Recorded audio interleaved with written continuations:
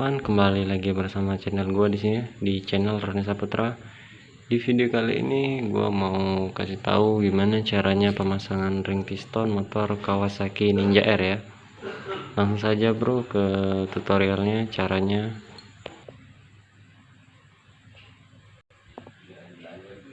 Oke bro, ini pistonnya ya bro. Pasang ringnya, ini ringnya. Kita buka dulu ringnya.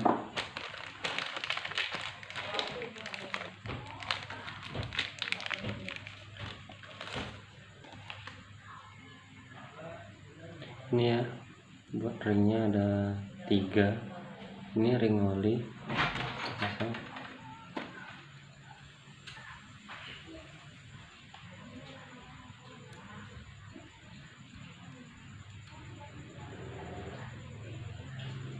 Sini kalau buat ring oli pasang di barisan yang pertama, lanjut ke pemasangan kedua.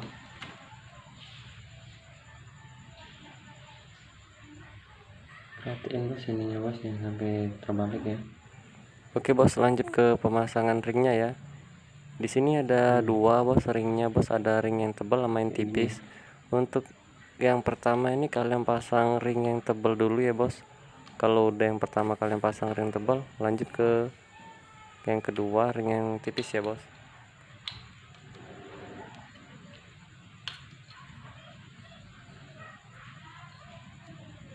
Ini bos, seperti ini. Yang kedua ringnya, ini yang kedua bos ya, ringnya bos. Ring yang kedua ini tipis bos, beda sama ring yang pertama tadi, dia tebal ya. Jangan sampai terbalik ya bos masangnya. Mudah bos. Ini piston OS nya standar, buat dipasang di blok ini bos, super keep bos ya. Ini blok mau gua pasang nih di motor Kawasaki Ninja R gitu tuh ya. Ini bos motornya bos. Ini pistonnya OS nya 100, jadi kita ganti pakai piston yang baru tadi, OS nya standar ya. Untuk di bagian stang ini kena juga bos, ini bos oblok bos ya. Oblok ini bos, stangnya bos. Besok ini mau kita bongkar. Banyak banget bos PR-nya motor ini. Ini buat motor Kawasaki Ninja R gua ya. RR gua nih jarang keluar.